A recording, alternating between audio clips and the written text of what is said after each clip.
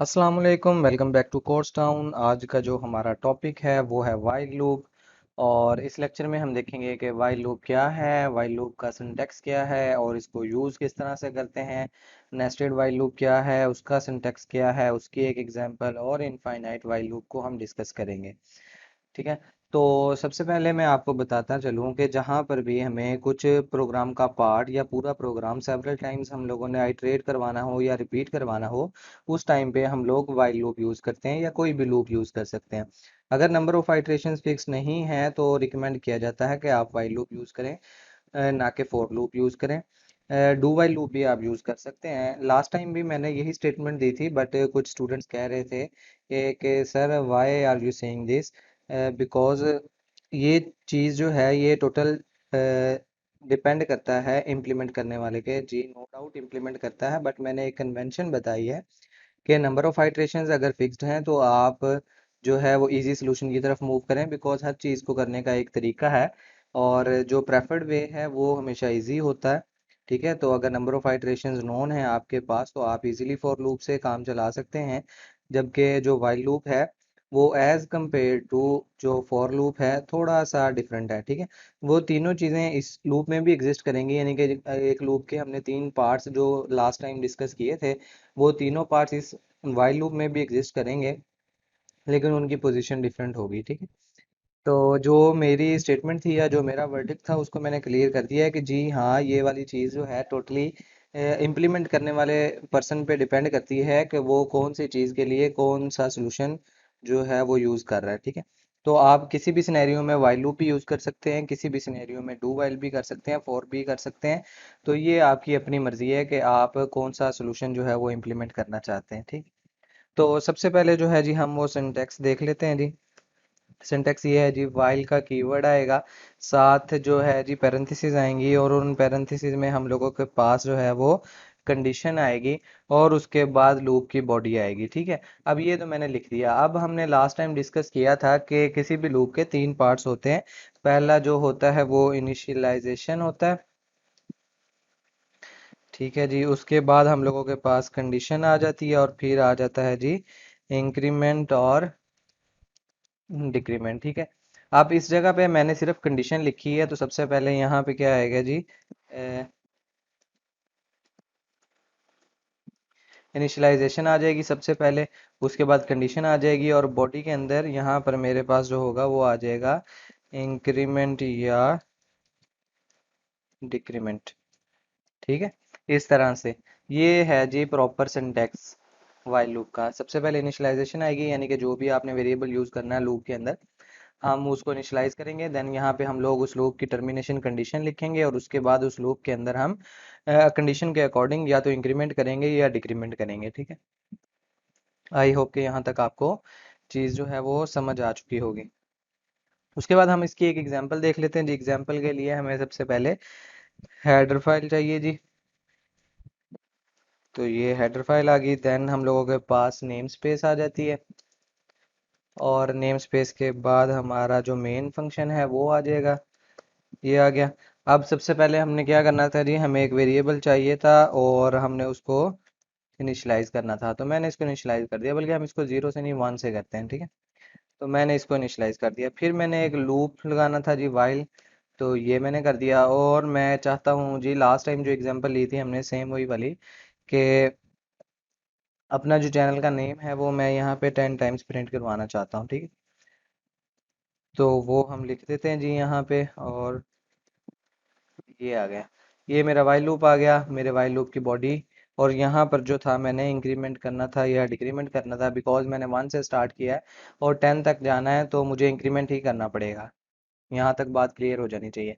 उसके बाद आज मैंने जो मेरा इन्वेरिएंट वेरिएबल है उसको मैंने वन से स्टार्ट किया और उसको मैं लेके जा रहा हूँ 10 तक, लेकिन साथ में यहाँ पे इक्वल का सिंबल भी यूज़ कर रहा हूँ। लास्ट टाइम मैंने जीरो से जो मेरा वेरिएबल था उसको स्टार्ट किया था और मैं लेस देन 10 तक गया था, बिकॉज लेस देन 10 9 तक चलेगा। अब जैसे ही मैंने ये इक्वल का साइन लगाया तो जो कंडीशन बनती है वो ये है, आई लेस देन और इक्वल टू 10। ठीक है, या जो अब दो कंडीशन चेक होंगी यहाँ पे, या तो आई लेस देन 10 है या जो है वो आई इक्वल टू 10 है। आई इक्वल टू 10 है तो भी कंडीशन ट्रू है और अगर आई लेस देन 10 है तो भी कंडीशन ट्रू है। यहाँ तक बात आपको समझ आ गई होगी। अच्छा, ये मेरा प्रोग्राम कंप्लीट हो गया और इसके बाद हम जो है सिस्टम पॉज की कमांड यूज़ करते हैं। या अब इस प्रोग्राम को हम रन करके देख लेते हैं। अच्छा, ये बहुत ही आसान सा और इंटरेस्टिंग टॉपिक है। काफ़ी ज़्यादा हेल्प करता है बहुत सारे सिनेरियोज में हम लोगों को। तो इसको आपने जो है वो निगलेक्ट नहीं करना।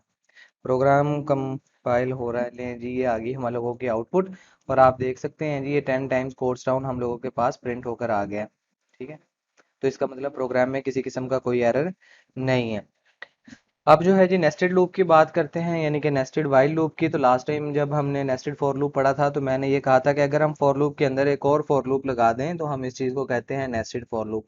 तो इसी तरह से जब हम नेस्टेड वाइल लूप की बात करेंगे तो अगर एक वाइल लूप के अंदर हम दूसरा वाइल लूप लगा दें तो वो हम लोगों के पास नेस्टेड वाइल लूप बन जाता है। जो इनर वाइल लूप होता है वो कम्प्लीटली जो है वो एग्जीक्यूट होता है जब आउटर लूप एक अपनी आइट्रेशन कंप्लीट करता है। ठीक है, या हम इस तरह से कह सकते हैं the nested while loop is executed fully when outer loop is executed once. ठीक है, जो इंटरनल लूप होगा वो फुली जो है वो एक दफ़ा एग्जीक्यूट होगा जब आउटर लूप की एक आइट्रेशन कंप्लीट होगी। अब इनर लूप जो मैं कह रहा हूँ कि फुली एग्जीक्यूट होगा, उसका मतलब ये है कि वो अपनी तमाम आइट्रेशंस कंप्लीट करेगा, उसमें एक आइट्रेशन की बात नहीं है। यानी कि जो इनर लूप है वो अपनी तमाम आइट्रेशंस कंप्लीट करेगा, लेकिन जो आउटर लूप है उसकी जस्ट एक आइट्रेशन चलेगी। ठीक है, तो फिर जब नेक्स्ट आइट्रेशन आउटर लूप की आएगी तो इनर लूप फिर दोबारा से खुद को रिपीट करेगा और अपनी आइट्रेशंस दोबारा से कंप्लीट करेगा। ये बात हम लास्ट टाइम भी फॉर लूप के लिए डिस्कस कर चुके हैं। तो इसकी एक एग्जांपल देख लेते हैं हम, इसी को ही हम मॉडिफाई कर लेते हैं। अच्छा जी, इसके अंदर अगर मैं यहाँ पे आ जाता हूँ, ठीक है, मैंने ये वाला एक वेरिएबल ले लिया, इसको भी हम 1 से स्टार्ट करते हैं। अब मुझे एक वाइल लूप चाहिए था तो ये मैंने अपना वाइल लूप ले लिया। अच्छा, ये वाला जो काम था ये अब हम काम जो है यहाँ पे करवा लेते हैं और इस जगह पर हम कंडीशन लगा देते हैं वही लास्ट टाइम वाली, लेस देन इक्वल टू 5। और इस जगह पर अब हमने इंक्रीमेंट करना है, तो ये आ गया। तो आप देख सकते हैं कि ये सेम वही लूप बन गया है जो लास्ट टाइम हम लोगों ने नेस्टेड फॉर लूप बनाया था। सेम वही केस बन रहा है। उसमें भी मैंने इनिशियलाइजेशन बाहर की थी, फिर उसके बाद मैंने फॉर लूप लगाया था और उसके अंदर आने के बाद मैंने इंक्रीमेंट और डिक्रीमेंट ये सारी एग्जांपल आपको करके दिखाई थी। तो अगर आपने वो वीडियो नहीं देखी तो उसका लिंक आई बटन में आपको मिल जाएगा, आप वहां से उसको देख सकते हैं। और अच्छा जी, इसको अब हम रन करके देख लेते हैं। पहले मैं आपको बता देता हूँ मैंने किया क्या है जी। मैंने आउटर लूप के लिए एक वेरिएबल लिया आई और मैंने वाइल लूप स्टार्ट किया और टर्मिनेशन कंडीशन ये लगाई कि आई लेस देन इक्वल टू 10 होना चाहिए। इस लूप में आने के बाद मैंने एक और वेरिएबल लिया और उसको मैंने 1 से स्टार्ट किया, इनिशियलाइज किया एक्चुअल में। और फिर मैंने वाइल लूप जो है वो दोबारा से एक वाइल लूप लिया और उसकी जो टर्मिनेशन कंडीशन रखी वो मैंने रखी less than equal to 5, which means के जे जब 5 के इक्वल आ जाएगा तो वो इसकी लास्ट आइट्रेशन होगी। यानी कि जे जब इक्वल टू 5 होगा तो एक बार ये चलेगा, जैसे ही जे की वैल्यू 6 होगी तो लूप टर्मिनेट कर जाएगा। तो लूप की बॉडी के अंदर मैंने इंक्रीमेंट किया, जैसे ही मैं इस लूप की बॉडी से बाहर आऊंगा तो मैं आउटर लूप की बॉडी में आ जाऊंगा। वहां पर मैंने क्या करना है जी, आउटर लूप का इंक्रीमेंट किया। अब बात यह है कि ये लूप कितनी बार चलेगा। तो आउटर लूप अगर एक बार चलेगा तो इनर लूप 5 बार चलेगा।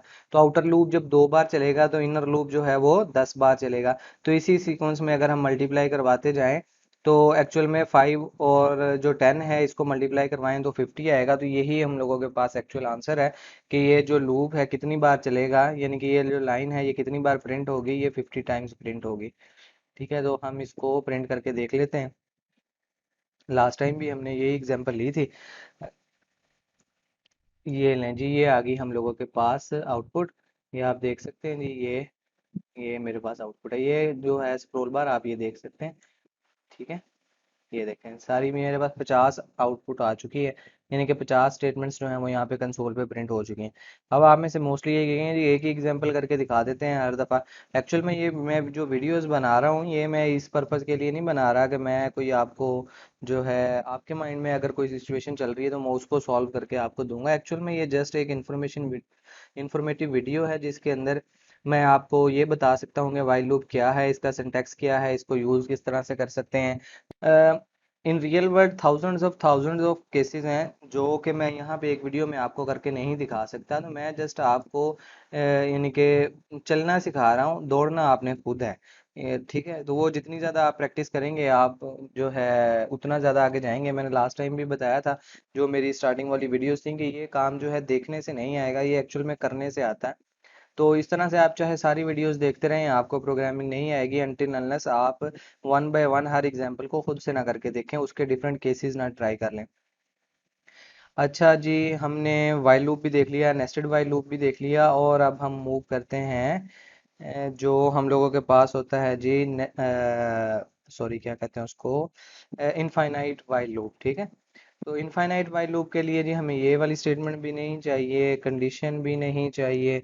ठीक है, कंडीशन में जस्ट हमने यहाँ पे ट्रू लिख देना है जी, और इस जगह पर जाकर हम क्या करते हैं जी, वही जो हमारा काम है हमेशा की तरह से कि हमने कोड्स टाउन जो है वो यहाँ पे प्रिंट करवा देना है। तो ये मेरा प्रोग्राम कंप्लीट हो गया। अब देखें आप यहाँ पे जो चीज़ नोट करने वाली है, ना मैंने इनिशियलाइजेशन दी है, ना मैंने जो है वो कंडीशन दी है, और ना ही मैंने जो है वो इंक्रीमेंट और डिक्रीमेंट दिया है। सॉरी, कंडीशन मैंने दी है। कंडीशन ये है कि हमेशा ये ट्रू ही रहे। तो इसको हम चला के देख लेते हैं, तो ये ट्रू ही रहेगा हमेशा। और जो आउटपुट है वो हम लोगों के पास ये है। तो आप ये देख सकते हैं जी, नीचे ये चीज़ें प्रिंट होती जा रही हैं, ये स्क्रॉल बार भी आप देख सकते हैं। तो ये इनफाइनाइट टाइम चलेगा, तो मैं इसको अब बंद कर रहा हूँ बिकॉज ये रैम कंज्यूम करता है। तो ये था जी आज का हमारा लेक्चर। अगर इस लेक्चर से रिलेटेड किसी के माइंड में कोई भी क्वेश्चन हो, कोई एम्बिग्यूटी हो, तो आप ज़रूर पूछिएगा। मैं आपको वेलकम करता हूँ कि आप मुझसे क्वेश्चन करें, डिफरेंट केसेस डिस्कस करें आप इसके। ठीक है, बिकॉज मैं जितने भी केसेस हैं वो किसी भी एक वीडियो के अंदर कवर नहीं कर सकता। हाँ, अगर आपकी तरफ से कोई इनपुट आती है तो डेफिनेटली मैं उसके अंदर लाजमी कुछ ना कुछ पुट इन करूँगा अपनी साइड से, और एक बेटर सोल्यूशन सामने आएगा। मसला ये है कि आप लोग ना तो लेक्चर्स पूरे देखते हैं और ना ही आप अपनी तरफ से कोई इनपुट देते हैं। ठीक है, तो तब तक हम ये कम्युनिटी नहीं चला सकते। एक्चुअल में ये एक फ्री ऑफ कॉस्ट सर्विस है जो मैं चला रहा हूँ स्टूडेंट्स के लिए। मैं अपने टाइम में से टाइम निकाल के, यानी कि मेरा जो स्केड्यूल है उसमें से टाइम निकाल के मैं आप लोगों के लिए लेक्चर्स जो है वो पहले रिकॉर्ड करता हूँ, फिर उनको एडिट करता हूँ। तो काफ़ी हेक्टिव हेक्टिक जॉब हो जाती है मेरी, लेकिन फिर भी मैं चाहता हूँ कि मेरे स्टूडेंट्स जो हैं वो सीखें। क्योंकि जब हमारा टाइम था उस टाइम पे इस तरह के जो थे वो सॉल्यूशंस अवेलेबल नहीं थे, इस तरह की सर्विसेज अवेलेबल नहीं थी। तो हमने काफ़ी जो स्ट्रगल की है, तो मैं चाहता हूँ कि मेरे जो स्टूडेंट्स हैं वो इस स्ट्रगल से बच जाएं और आप लोगों का कोई भला हो जाए, आप किसी एक मुकाम पे पहुँच जाएं। तब अगर आप जाके मुझे याद करेंगे तो इंशाल्लाह मुझे बहुत ज़्यादा खुशी होगी। तो ये था हमारा आज का लेक्चर। अगर कोई बात बुरी लगी हो तो उसके लिए माजरत। तो मिलते हैं नेक्स्ट लेक्चर में। टिल देन अल्लाह हाफिज़, अपना बहुत सारा ख्याल रखिए।